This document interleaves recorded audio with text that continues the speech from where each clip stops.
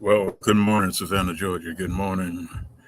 It is a great morning in the city of Savannah, Georgia. We survived the St. Patrick's Day weekend, and we're still here. We're still alive. So, sun is shining outside, very bright. A little cool, but we needed that coolness. This morning we have with us again Miss Natavia, and we're gonna let her introduce herself, and then we're gonna talk a little bit about the election that just happened and and the fallout. So, Natavia, go ahead and introduce yourself, okay? Well, I just want to just greet everyone and say good morning. Again, my name is Natavia Sanders Mobley, and I'm just excited to be able to talk about what we're going to talk about today. Let's go. Yes, yes, yes, yes, yes, yes. Uh, well, I looked at the races that was the presidential that the presidents were running in, and don't look good. The What don't turnout, look good? the turnout. What part of the turnout?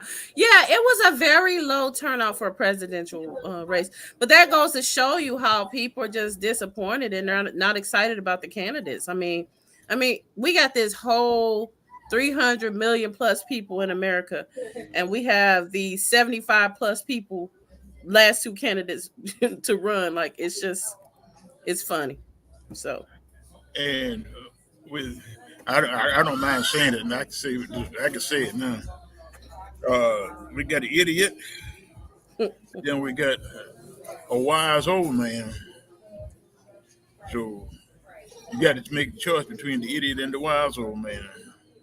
and who's the wise old man? You talking about Biden? Yes, Okay. I mean, he's definitely served his years in politics. He's definitely a politician. He's definitely a very mature politician for sure. definitely mature.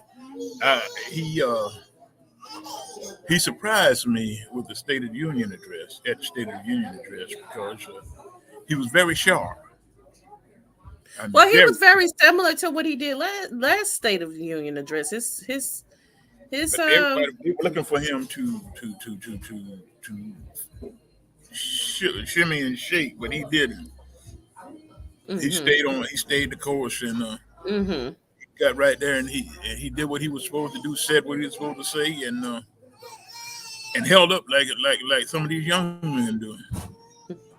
Yeah, he kept the focus for sure. He didn't show any signs of dementia. That's for sure. That's true. And I tell you,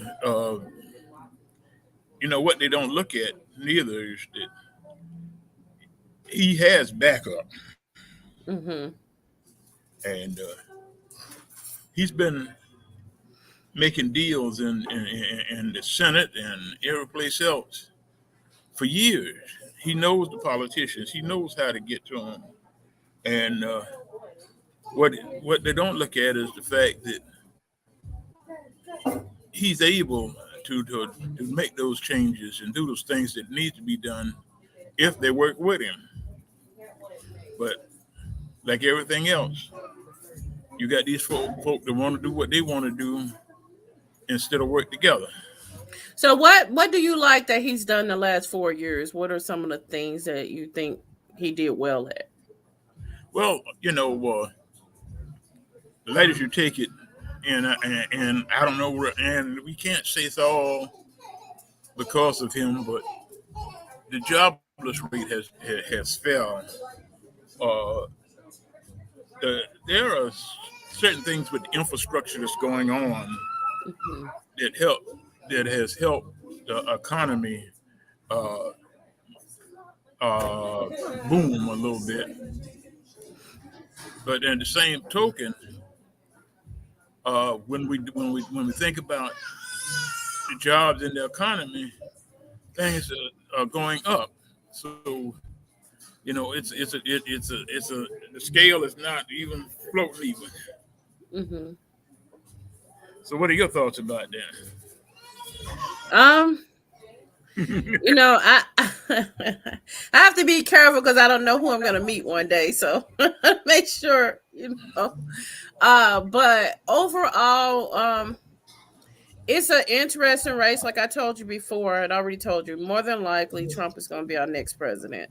I'm looking at the Georgia polls as it relates to pulling the president, and it doesn't look good for Biden this time around. And so I'm not sure if he's going to take Georgia. So, chances are the fool that everybody keep calling fool is probably going to be our president again. And I'm just looking at the numbers. I'm a numbers person. And realistically, yeah, you want a Democrat to stay in office, but realistically, we have to make Biden a stronger candidate. And so, everything I've seen with his performance over the last 4 years and his platform is basic. It's nothing that is going to really draw those people that he needs to. So I'm hoping that his campaign people will help beef it up a little bit more to where we can get people excited about something. I mean, last time people were excited about the student loan forgiveness that didn't happen. So now you got a whole lot of disgruntled people, um, you know, towards that because he did make it as though it was a sure thing that people were going to get that relief from student loans. I know some relief happened, but that was more the biggest thing that people were pushing and thought he was going to do, and it didn't happen. Well, we in this particular campaign, it wasn't pushed like it usually be pushed. Number one in the state Mhm. of Georgia, Mhm. we've got to get out and get people out into the streets and do the work that needs to be done to get them Are hyped they up. going to send the money, the funds to be able to do that canvassing that's needed? That's And the issue. that's the issue. That's the issue. That is the big issue. Whether or not the Mhm. funds are going to be there, the Democrats are going to have to either do it or get off the pot. But as an organizer and as a person that regularly canvass, I'm still not sure what I'm going to go out there and canvas to convince people that are attentively watching about why they should vote for Biden again. And yeah, there's infrastructure being that's been put in place. Money for that. Like I said, the student loans. Um, he's doing something with immigrant. Matter of fact, I just read that he's even allowing a partial wall to be built because the immigration and migrant problem is so bad. Did you know that? Yeah, you know, when we look at that's a problem any way we look at it. Whether you build a wall or you don't build a wall. Well, he's building a partial wall after we did all that talk about Trump and his wall. You know, that's what I'm saying. It's a problem because if you look at it, the more people we get over here, we keep getting people every day, and we don't have no place for them. Well, but you know what I learned and I didn't know? Do you know that there's a difference between the immigrants and the migrant What's people? that? Did you? Well, the migrant people come here seeking asylum, meaning that somehow we as a country have promised that if they make it to America, they can find safety here if their country is in disarray and they need to get out of it.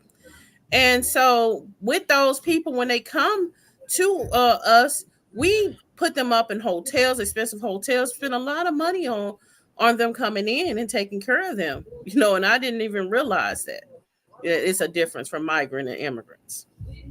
Yes, well, I didn't know all that now. But if you look at what goes on now, and you look at, like you say, the migrant workers and people come into America, they live a better life than we do That's what because they I'm come, saying.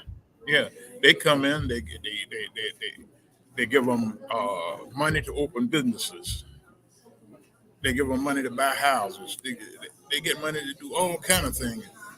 We here scuffling, can't make ends meet, and then they get they get the best of it. Then we complaining about, well, we can't make no money, we can't do this and we can't do that. And I look at some of the immigrants here as the way we used to be when they brought us across from Africa. We did everything we could. We did all kind of work in order to be free. Well, And no, they brought us here to work, and because they didn't steal slaves, they stole skilled men, skilled people. They stole scientists and mathematicians and all type of skilled people that knew how to survive on the land, whatever land they were on. So we basically, paid the debt for America, and then some. We built America, so we didn't earn no freedom in that sense of working. More so, we still are due our reparations for our ancestors free work and all of that. So yeah, I don't look at us as we did this and did that, but we were brought over here for that specific purpose. Everything is an economic thing. When you look at all of the racism, and it's always tied around economics. So we were definitely a plus. I mean, we were listed as livestock with the livestock. That's how big of an asset. During the times, we were the biggest assets that America had. Slaves, skilled slaves. and so many of us complain the fact that they say that we're free, but we're not free because we're in economic slavery. I don't care how you look at it, we're in economic slavery. They're holding us down, keeping us at a certain state where they want us to be at.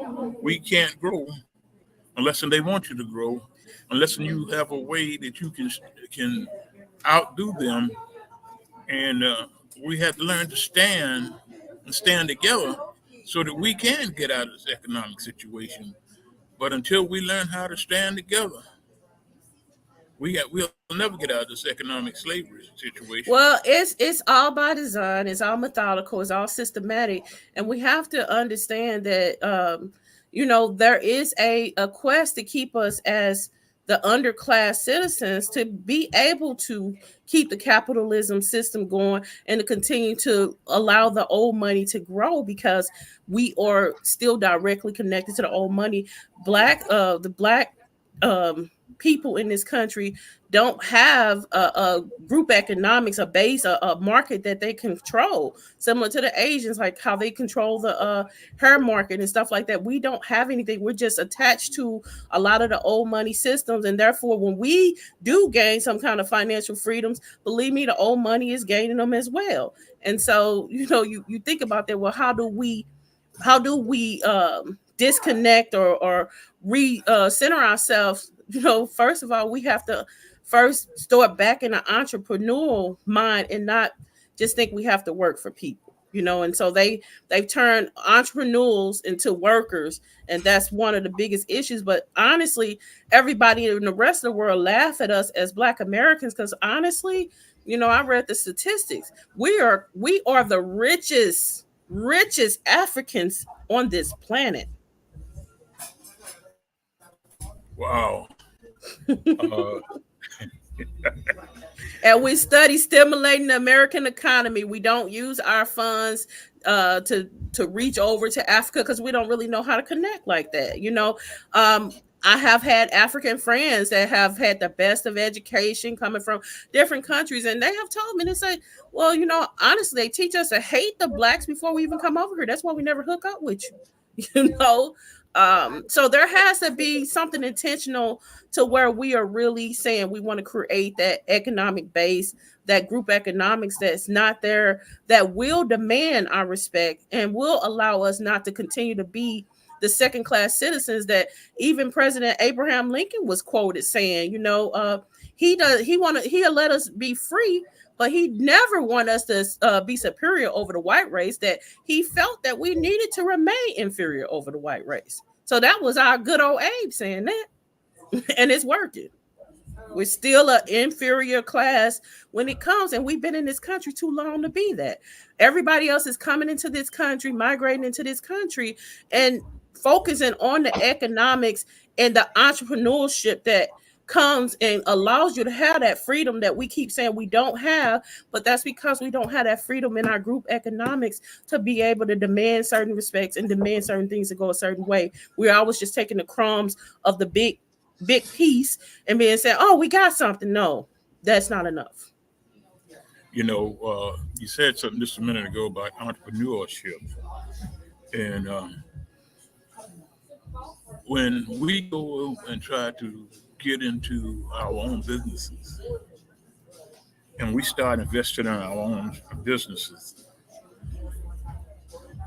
they make it so hard for us to get into our own business and do our own thing. And a lot of time we make it hard on our own people because when they go into business, we come looking for a hookup. And the hookup, you know, is not there at the beginning, period. You know, you've got to come out of the box working like and you got to work like a dog to get out of Mm-hmm. the box. And we have people come looking for the first thing. Man, I need you to do this favor for me. I need you to do that favor for me.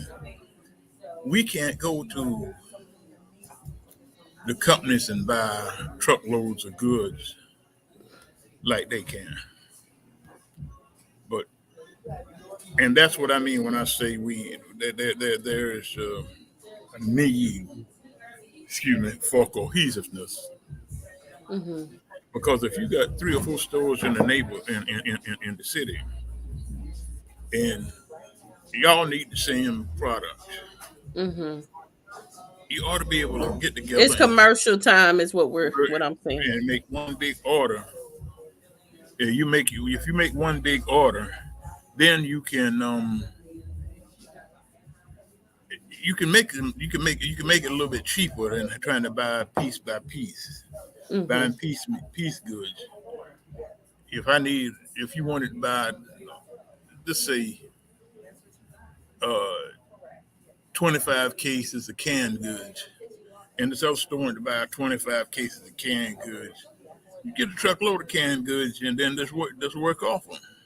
Right. But Well, we have to take a commercial break, so we'll finish that. I yeah, gotta reply to that. yeah, there you go.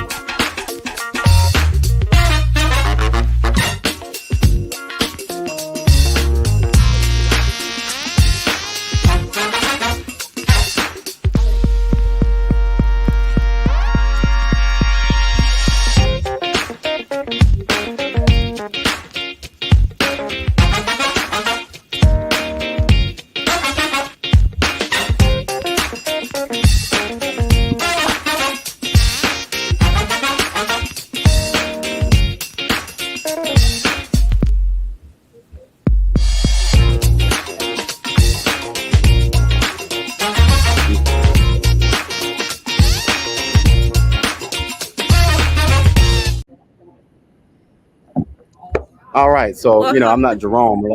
Listen, but I think we can I have have been some on it. good content. Well, no, I've been able to do magic in my prior years, but Jerome stepped away to handle some business really quick. So, how you doing, Natavia? I am great. Why don't we have a Black Wall Street right now? It's been since In 1921 and what 2024. sense do you mean? So and the reason I'm a big person on context. So Wall Street and as in Wall Street, New York, or Wall Street as in No, space. as in the Wall Street that was destroyed in 1921. Okay, That has okay. not yet been rebuilt and it's now 2024. So you're speaking more of small business driven type. No. I'm thinking Okay, more of that's what I'm a saying. Let's get into the city. context. I'm thinking more of the city that was in place with Uh huh. black economics, black entrepreneurs, Right. and black people, depending on the needs from black people that was able to fulfill them. I'm saying Right. Right. why, if we have gained all these freedoms Right. in Right. America, since then, 100 plus years. Why Yeah. hasn't So, anything like if they were able to build that without all of that? Why can't that be built now? We're well, seeing different immigrant groups coming in, and they're able to grab and be able to lead a market in group economics. Why right, right, us? Why right, us, the richest Africans in the world, right. literally haven't done that? Well, there's so many factors, and Jerome wanted me on the shot. He think it was slick. That was your motive. Um, but let me begin with this. There's so many factors to that have created that issue, right? The first one is, as a community, we've got to understand the issues that divide us and overcome those. That's the first thing. And for example, I'll speak on some communities I've lived in, from Atlanta to Savannah, Mr. all the way up Bryant, to it's yeah, really hard to hear you. I don't know whose background that's got all that people. yeah. Is that yours or Well, I'll his? go play by Jerome. Jerome, you might Okay. go to the next table. No, no, no, no. Don't move. All he need No, to do no. is mute Well, while you're talking. Mute okay. while you're talking. So, Somebody mute. hold on Yeah. one second. Turn your volume off. Okay. So what I'll start back with is this. So the number of factors that contribute to what you just asked about. One is we as a community won't be cohesive for a number of reasons. And so I'll go to the next one. Is the fact that we've got to get involved with policy and decision making, right? Mm-hmm. There are a number of cities like Atlanta where we kind of got an understanding of that, and Mm-hmm. by guiding policy, right, you're protecting Mm-hmm. your investments of business, small businesses, and we're able to make zoning laws and things like that. So we got to get involved in those policy spaces, and that's through voting as well. And I think the third thing is we've got to start demanding resources. It Mm-hmm. bothers me that we can send so much to Ukraine and all Mm-hmm. these other countries, but we got Mm-hmm. folk over here hungry, homeless, and Mm-hmm. by the way, y'all destroy black businesses. And I'm not. When I say this, folk gonna get mad, but it's real. White folk have taken the land from Native Americans, and white folk have taken our businesses and destroyed them. Are we going to continue to let them do that or not? Now we can't continue. We can't say that that's a broad spectrum, but those are the three things I think we've got to kind of prioritize if we're ever to rebuild like we should. Mm-hmm. Agree.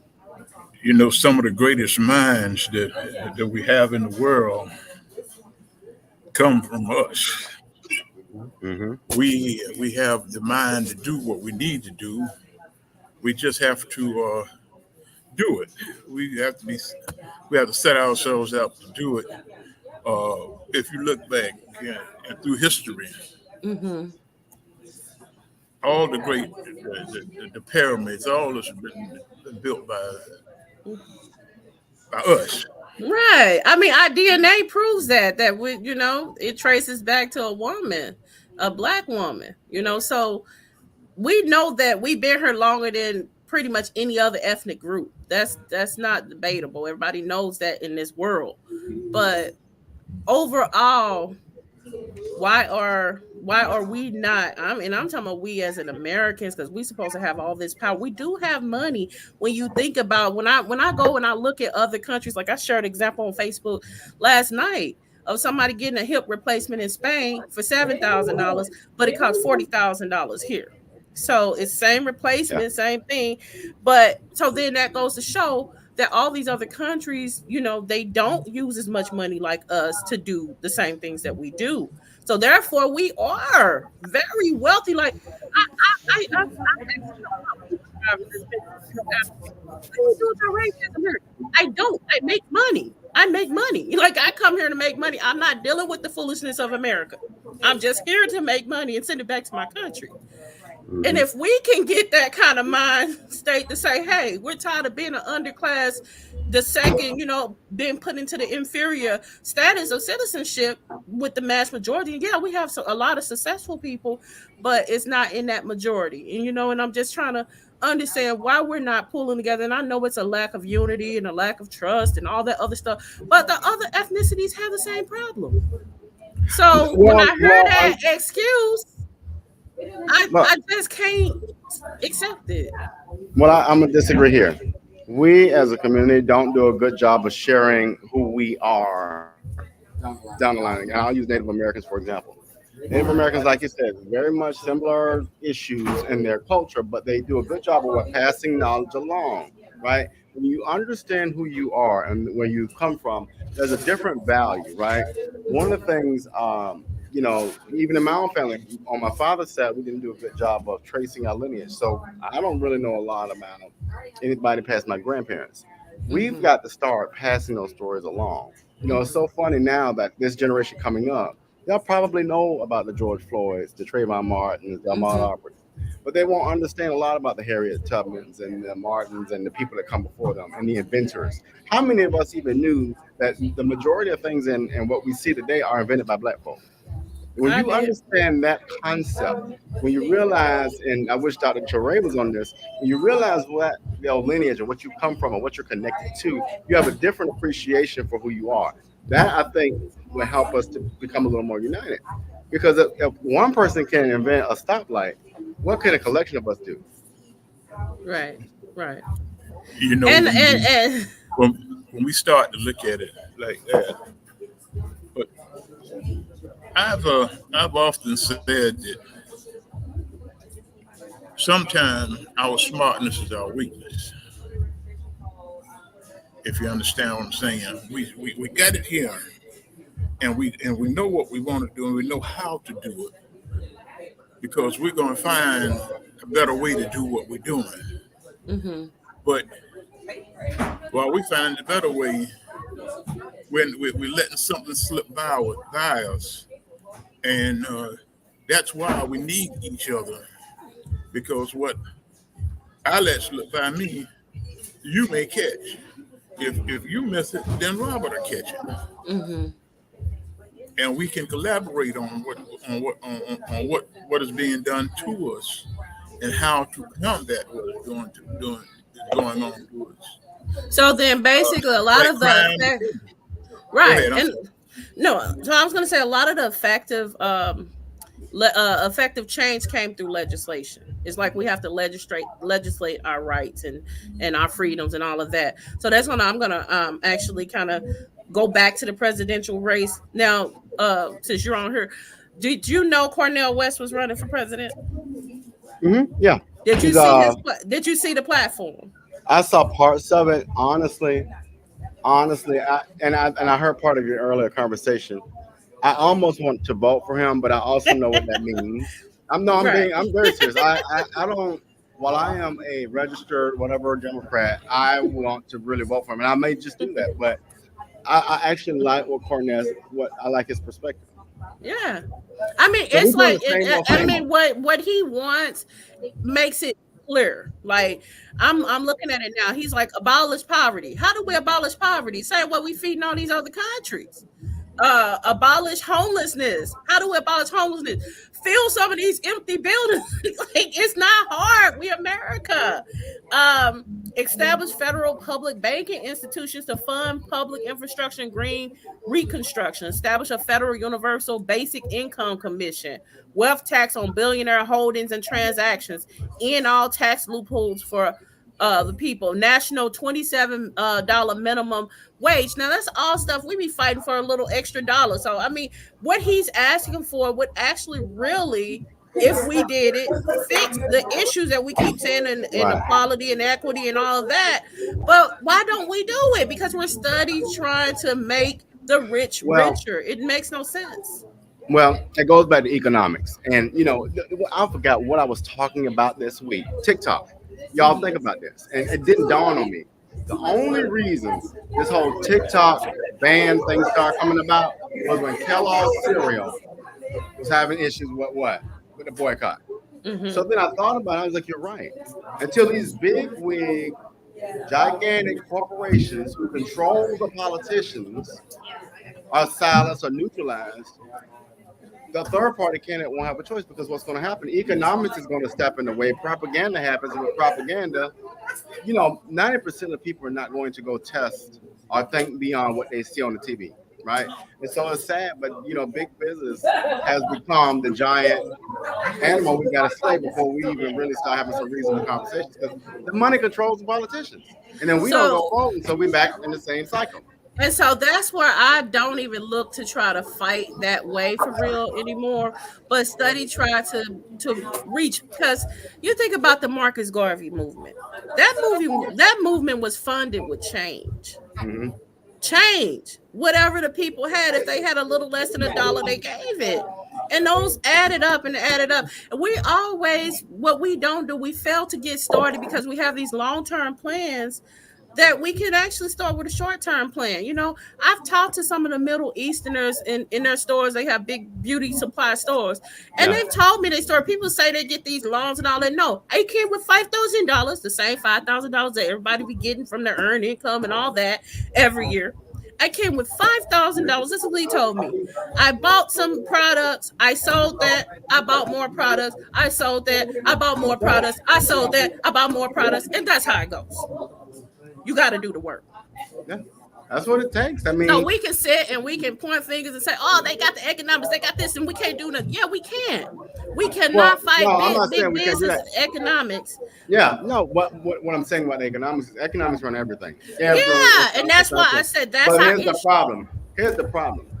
Me and Jerome and you decide we want to open a store. We get along, all is well. Somebody in the community, or who they think they are, or they think they're better than them, and then you got that issue. Then you got other people. Well, their product's not this and that. So we, as again, we don't understand where we come from. There was a time when my father was growing up, and the community was engaged. They were tied together. And so you did something bad, we're going to correct it. You did something good, we're going to celebrate it. We don't do that anymore. We get mad over silliness, and that's what I'm saying. We don't understand who we are. When you understand who you are, there's a whole different sense of community that comes with that, right? Even our politicians. How dare you go? If a black person say, "Let me go," I'm going to vote for Trump. We have a whole fit. We have a whole fit. But I'm gonna say this, and I want to get y'all's opinion. I think one of the worst things that happened to the black community was the black church. Say that again. One of the worst things that happened to the black community was the black church. I'm gonna just leave that there. And we can talk more about it, but let me just leave that there. Let me see what y'all's thoughts are on that. Hold on, let me pull my cross out real quick. Hold on. That's fine. I'm not saying it's bad, Okay, but it has been okay. detrimental. This cross been on my neck for Well, about 6 years now. So I would say that in the communities, we forgot. A lot of them forgot what they're supposed to be doing. They forgot to uh, make sure that they are serving instead of being they're serving instead of being served. I need him to explain that comment. You said the Hmm? worst thing happened is the black church. You know I Well, was gonna let him. a detriment to the And you community. got before the break, you got less than 5 minutes because the break will be happening in less than 5 minutes. But I need to understand why the black church is the worst thing, because that's the I only didn't say thing I what. see Well, that. let me qualify that. Let me And change wait a that. Not minute, the I'm gonna word. just say this point before you say that. But Yeah, yeah. if nothing else, the church promotes moral values that I see is lost within our community. So go ahead. I'm sorry. No, I question moral values. When we got churches out here that you will see the pastor driving the best car, but you got a parishioner with the lights out. That's not moral to me. When you got members in you got community members and folk that look like us hungry, but you are building up an endowment. So I question the morality of that. What I mean by that is there was a time when the black church was a place of community, outreach, support, advancing the movement. We don't even see pastors now. No, I have seen pastors get involved politically to hurt another candidate. Mhm. That ain't of Yeah. the Bible, Christian, and whatever. I don't know. Maybe it's a new theology that's out there, but I want us to recalibrate across the community, even individuals. We got to recalibrate because if we're ever to be that communal, collegial, connected community, there's got to be a lot of healing, self-reflection, and just hard conversations. I Black, think let me it's go got back to to the be black a church. The lot of black church. respect for our Oh, diff- we it, go to the black church. The black church with LGBTQI community. We don't support. So how are we going to say we want to be connected, but we're going to shun folk when we want to, or we want to make what's right right because we say it's right? And where Well, I'm at in my position when I deal with people, I like to respect everyone for their differences. I like to, because I'm nobody. I can't run anyone's life, so I have to respect them for their differences. So that's something that you're right that we don't do well, especially leaders, and it should be. People should be respected for their differences. well, let me say this to you, to both of y'all. They found a way to intimidate Mm, the pastors of the church by this church and state separation of church and state. mm, Then they came out with the 501c3, which helps everyone. But then they say, well, you can't say certain things, mm, and that hurt. They knew mm. what they were doing when they did it because they were trying to hush the people up. But as ministers, you got to be able to say what is right and what is wrong. You can't get out of there and just leave and then uh, say anything that they want. They say everything they want you to say and not what the people need to hear. That's all I'm saying. No, I thought you left. I was like, Jerome, but you know what, Natavia, I give him credit on that because I love that type of knowledge. I mean, you're exactly right. Again, it goes back to that policy.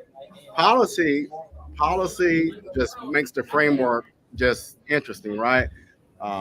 And so that's huge because I can look at a number of churches and who will lean more into the 501c3 and less on the salvation, which is odd to me because the 501c3 should be guiding your work, the ministry and the foundation. But you know, And we always say in the church, but think about what we call the church. Who is that church?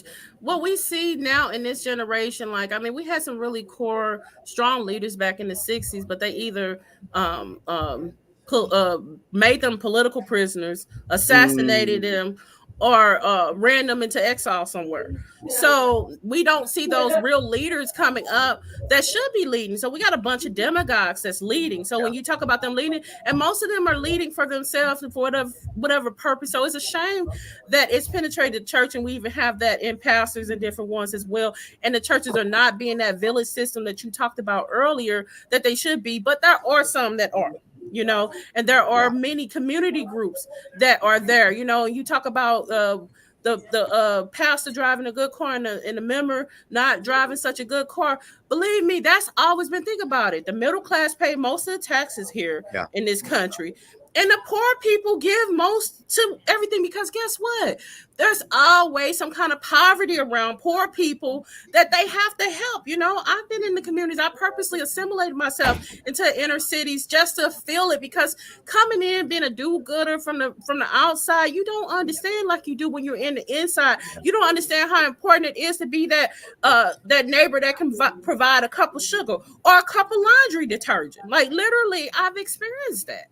yeah. And it's just like, oh wow, and people be so thankful. Oh, I can wash a load of clothes because I didn't have money to buy laundry detergent. Laundry detergent was $7, but That's that's real. what people, and so That's real. poor people are helping poor people You- every day, But you all know what day, else? more so than the Back people to who really commercial. could help and Time for and make a commercials, difference. Time for y'all. commercial. All Oh, right, okay, Doc. all right.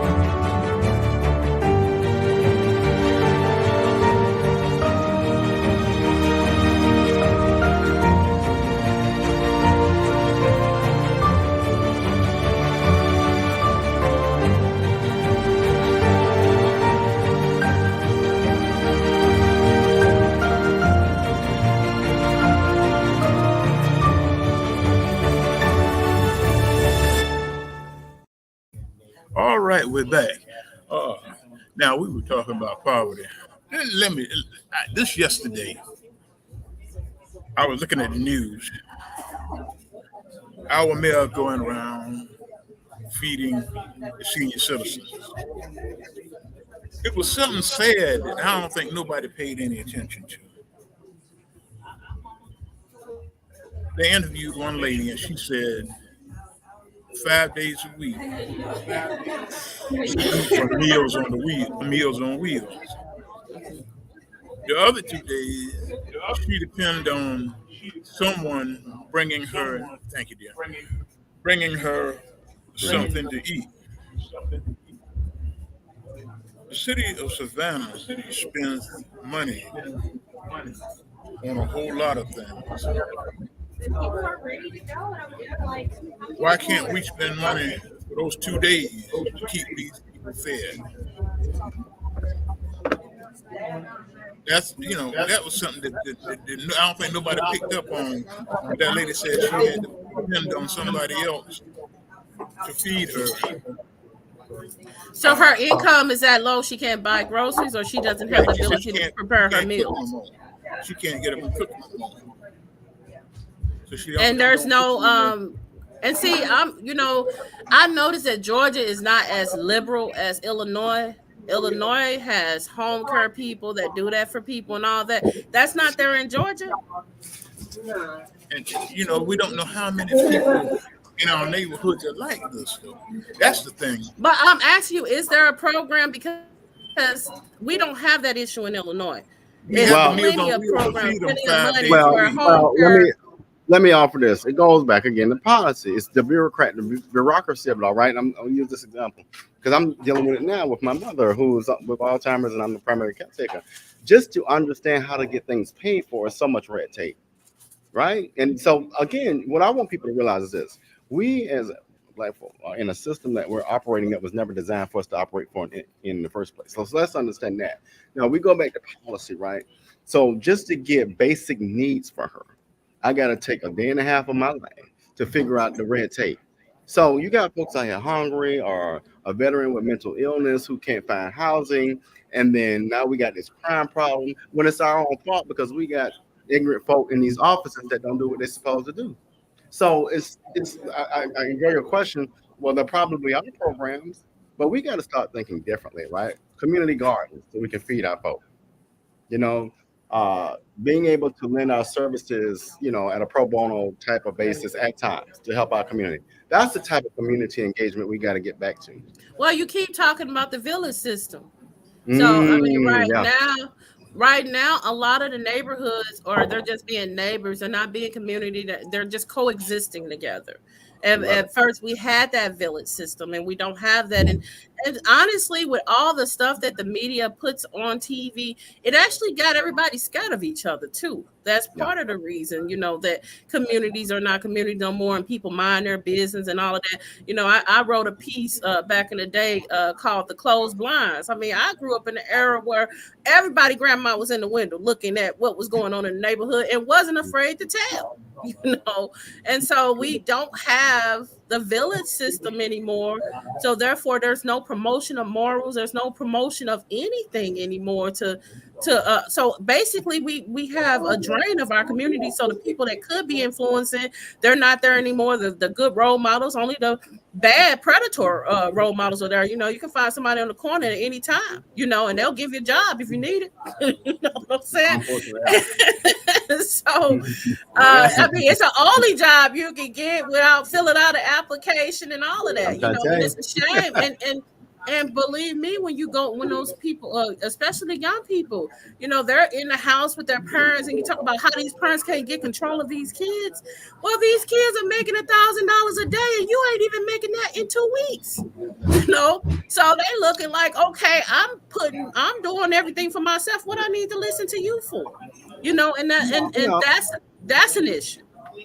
Yeah, so, and to your point, and I'm very different. So I look at street pharmacists as small business owners. They are small business owners, whatever. I wrote a paper on that. I do too. I see the entrepreneurship. Yeah. They got to think. They got to turn their profit. They got to do all the stuff that business people do. If you telling me, you put me in a situation, in a system that's not designed for me, you put me in a situation I'm trying to climb the ladder, but you keep pushing me back down.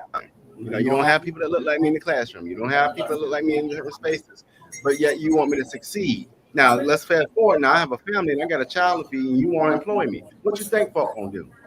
Well, I take risks, but not those risks that's going to incarcerate me. I But mean, if you- it's all about risk, but I ain't. No, I agree, but somebody who's hungry is gonna Somebody eat. was home, and that's what I've seen. I actually witnessed being Yeah. in the neighborhood, a kid that was trying to do the right thing. You see Mm-hmm. him resisting, but after so long, his little sister hungry and his mom on drugs. So guess what?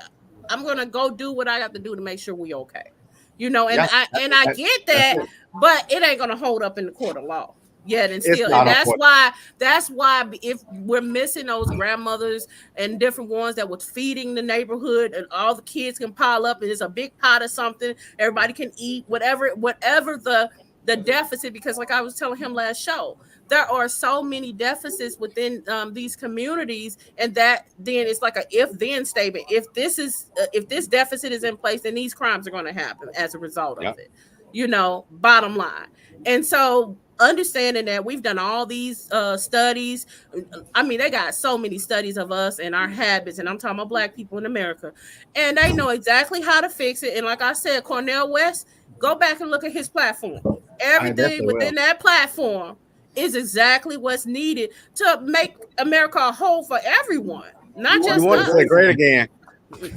No, I didn't say great again. Because if we want to make America great, honestly, and you know what, I ain't got no problem with Trump. I can't wait for him to come back because I love the White House briefings. So I can't wait for the White House briefings to come on. It was that was my soap opera for the day every time. It was like, oh, he's gonna get these reporters come and fight him. But overall, you know, we just gotta pull together and understand that this thing is systemic and it's methodical. The same systems that worked in slavery is still in place, and it's just been modernized. You know, I see these inner cities, and I'm actually working on a book right now called Franchise Plantations. And I see these as franchise plantations. It's no different if you go back through the history, and I prove this with history. You start from the beginning to the end. It's literally franchise plantation. When they had us migrate from the South, they had us migrating to these cities, and that's what Martin Luther King seen when he got to Chicago. He was like, okay, whoa, because in the state of Illinois, they have a place for us. We only live on the outer skirts of Illinois. The rest of Illinois is white for real. You know, and so, you know, you got your Chicago on one end and you got your East St. Louis on the other end, and the rest of it is is white. And you know why it's still white? Because they had sundown town. So when they was telling us to come for the opportunity, freedom, come up here to Illinois from the South, come on, bring your family, all that. They had a place for us. It was called low-wage labor to keep us in place as second-class citizens in America, because they knew they still needed our labor. Our labor is what created America. Our skills is what created America. So they said, you know, you talk about, they say what to do with the, I'm going to say this in the end, what to do with the Black person, leave them alone. And no, and America is not going to leave us alone to actually build our own group economic base. That's the issue. Let me, you know what, as you were talking, I don't know why I should put my mind to this. Talking about cohesion in the Black community, why is it so hard? Well, we will go support Biden before we go support Cornel West. Because we are. So your question was why we support Biden over Kanye over, I'm gonna say Kanye West. I get the comment. That's my boy too now, Kanye. I love him, Kanye. Yeah, I love him, brother. I'm like, nah, but that's the conditioning that America has told us. That's a process. They're okay. We've been conditioned to go along. The big Black vote goes to the Democrats right now, and it hasn't been changed because the Democrats at least give us what I call non-economic liberalism. They don't give us anything that we can really pull ourselves up by our bootstrap. They give us non-economic liberalism. Oh, y'all want to work a little while? We got a couple jobs for y'all here and there. And now that the ones that was barking ain't barking no more. The ones that should bark, too scared to bark, and so forth. I'm sorry, y'all. I'm going off it. Okay, Mr. Brown, Mr. Irwin. But you know, Charlie Brown, look at.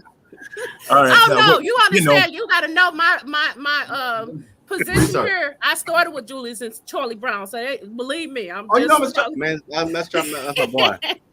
No, let me make you laugh, Mr. Brown. I got to tell it. So, Mr. Brown, my mother taught Mr. Brown when he's in fourth grade, and then my dad was a scoutmaster. So I'm just like, how so crazy full circle, right? Yeah. So But you know, they used to tell me, said, we give you a hand up. I don't want a hand up. Give me a hand. And I'll give you a hand out. I know. Give me a hand up. I don't want a hand out. they just paid out reparations to some Jewish people for some stuff that didn't even happen in this country. We sleeping, y'all. Yeah, We sleeping. you ain't never lied. You ain't never lied. Like You I never, said, think about the app. They said that the average black person is due if the reparations was paid out, everyone would become instant millionaires. Everybody, oh, they'll just spend the money. So what? Look at all the white people who got these inheritances and just ran through their money. That's on them. But what I do listen, know is, hold up. Let's go back. Let's go back to when when they took the natives' land, right? Then we go to here's another part of it. So there are many pieces. What you just said is right. It wasn't no inherited. They took it. So we look at even the whole conversation around cannabis and marijuana.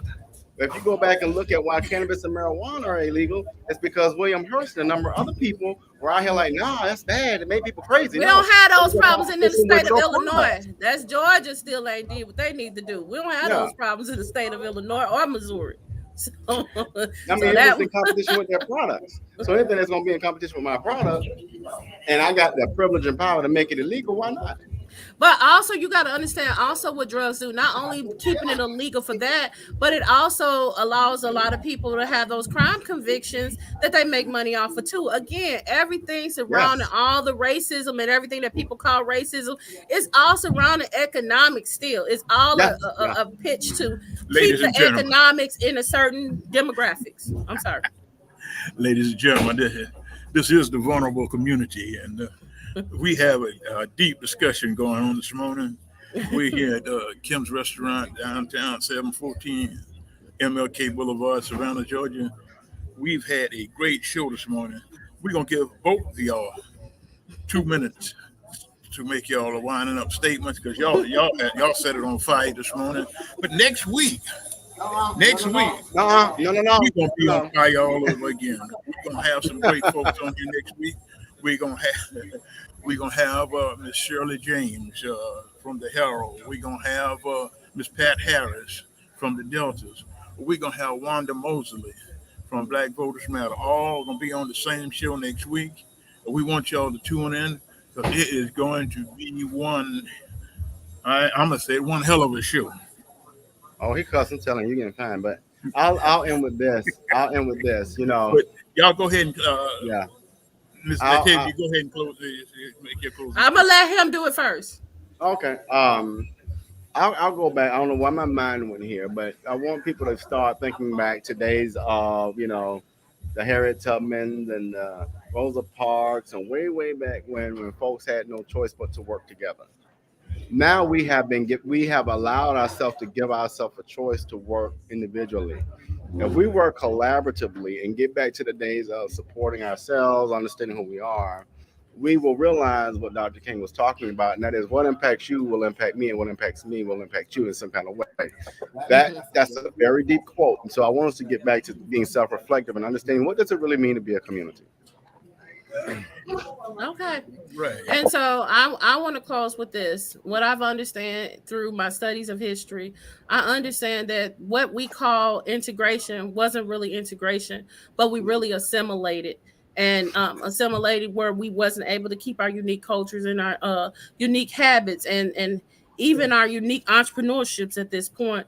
And we have to find a way to get back to that. We have to find a way to find our identity and really integrate us into America because it still hasn't happened. It's a smoke screen of saying that what they call integration is the integration, but I'm very sure, and I have the history to prove that it's assimilation.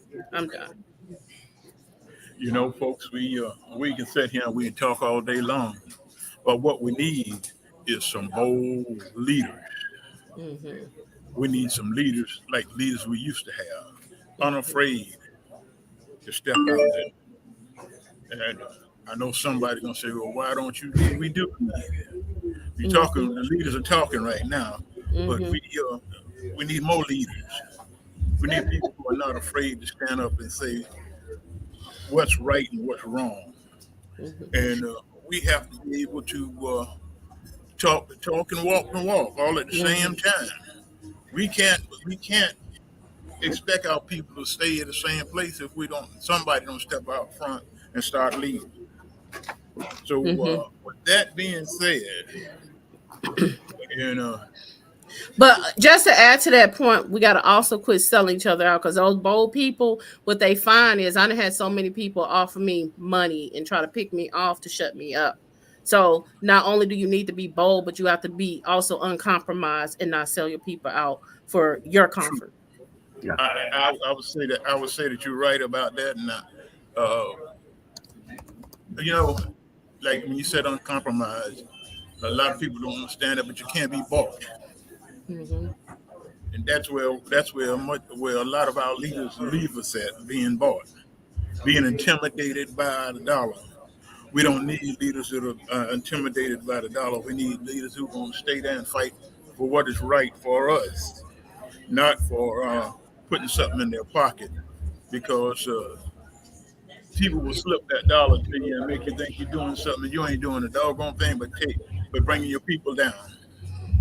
So with that being said, we're going to leave it with Savannah this morning, and we're going to tell everybody thank you for being with us. Y'all had a great show this morning. The vulnerable community brought it to you this morning, and we're going to bring it to you next week and the week after and the week after that.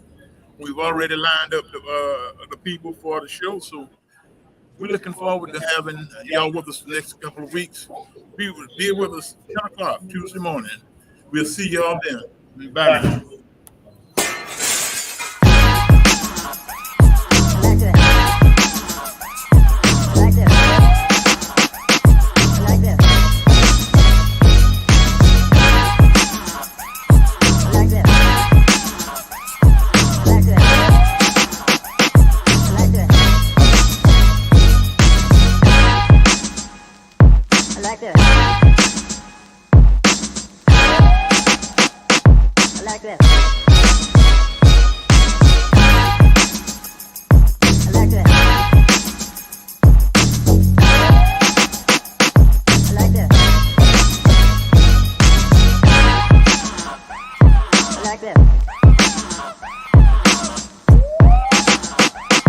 Like that.